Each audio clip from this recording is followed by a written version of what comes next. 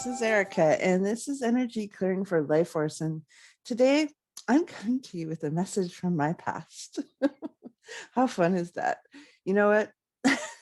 If you have gotten mired in goo from narcissists, the show is for you. That's what we're going to talk about. So hold your horses. It's pretty exciting. Hmm. Yeah, I had my coffee for sure today. Alrighty, so I was going through my 2016 financials finally. Yeah, I know. No time like the present. And to say it was an impoverished year is putting it mildly. So it was a really, really challenging year, like beyond challenging and hard to even explain. I'm not even sure actually how I survived through that, but I did. I'm here now and I'm living good. So, anyhow, what I perceived when I look at sort of the dynamics of the lifestyle that I had chosen was how I let myself be. You know how there's like goo, like how kids play with goo, like slime, and it gets like it's like slime, like there's like sparkly slime and different colors slime. There's green slime, orange slime, and it's like this gelatinous material. And when I looked at the energy of what was going on with me physically, I could see that I had taken goo from others, like I call it narcissist goo, but call it what you like. And really, I had just put that around me until like it was hard for me to move. Like I can't barely see movement through the goo. That's how interesting it was. So I wanted to just ask the question, is narcissist goo stopping you? And is there something you could do so that you're not buying into their lies about you? Is there someone like an ex or a girlfriend or a past partner or a parent that is really so into themselves, and every time they say anything to you, it's kind of laced with either guilt or wow, I got the chills. Interesting. Yeah.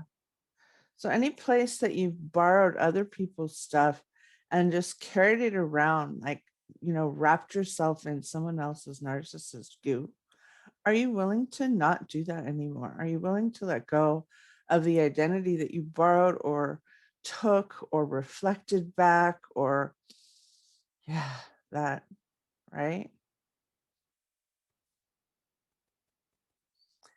Normally there's something when you're a bright, shiny individual, which I'm sure almost everyone listening to the show is like a bright, shiny individual. When you're a bright, shiny individual, it can be hard for others to stand near you. Like you were so dang shiny. They're like, oh my gosh, right? So for me, like everything I wrote would get published. Like everything I published would get bestseller. Like every recording, every podcast would go to number one. Like I just had it. Like whatever that is that command something, like I can't even really explain it.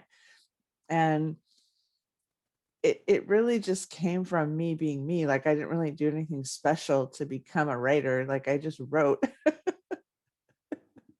Sorry, there was no secret, it's just me being me. So anyhow, any place that you've let a narcissist define you, you know just take a look at that and see if you want to keep those definitions or if you want to change them, because you honestly get to pick who you are. You get to actually reflect love to the world from the eyes of you, and you don't have to be covered in sticky goo anymore. I know that for me, one of the things is that was really challenging is every time I would look at the financials, I would look at the validation of the poverty choices I made. So like, oh, I'm so poor. And then I look at my money, be like negative 220. Like, okay, that reflects back to me what I say that I am, right? Oh my gosh, it's just so crazy. Like, I just look at how could it be different? What could be different today? What could be different now that I haven't really seen yet? And I invite you to look at the world from a different perspective and really shift how you're seeing out, how you are, navigating it. And if there's a narcissist that's trying to throw sticky goo at you, you know, you don't have to actually let it stay on your body. That's the interesting thing. Like, you can clean your house, you can clean your body, you can clean your aura, you can clean your entire experience can be cleaner. And it's so fun once you start releasing some of these things that people have thrown at you. It's like I can just see it. It's almost like the roots of it, if we go back to like the days of the witchings, like if we go back into the 1600s and we look at people who were feared, they were shunned or thrown stuff at, right? Like there's almost like patterns of history where I remember one time I interviewed someone and she'd written something about confessions of a doormat, you know? So any place that you have chosen to view yourself as someone who is there to absorb other people's stuff, yeah. If that's gotten old, then I want to encourage you to release it back to people. Just release everything people have thrown at you back, release it back out, release it back out. As you are someone who doesn't let stuff get stuck on you like that, people will stop throwing it. Like the whole fun of it is when it sticks.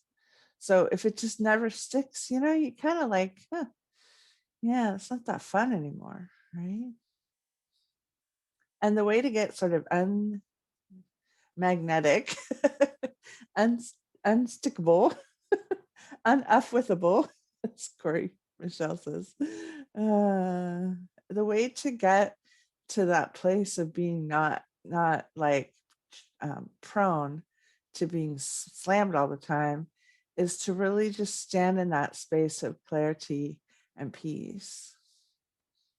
And from that space of clarity and peace, yeah, yeah. Because the other's judgments of you is their own. It's not yours. You can't actually ever you can't ever actually process it that well or clear because it isn't yours. So you keep trying and it belongs to someone else and so you keep trying. It's like it's like it's like someone who always drives their car a certain way and they end up breaking a part of it and they bring it to you and you're the mechanic and you fix it and you give it back to them and they drive it a little bit more and they break it again and they bring it back. This doesn't work. And then you fix it. And then they go off and they drive it the same way. They haven't learned. They don't do whatever it is. Maybe they're closing the door too hard and the door's breaking, or I don't know what's wrong with the car, but you can see the pattern here. So, whew, this was a big show.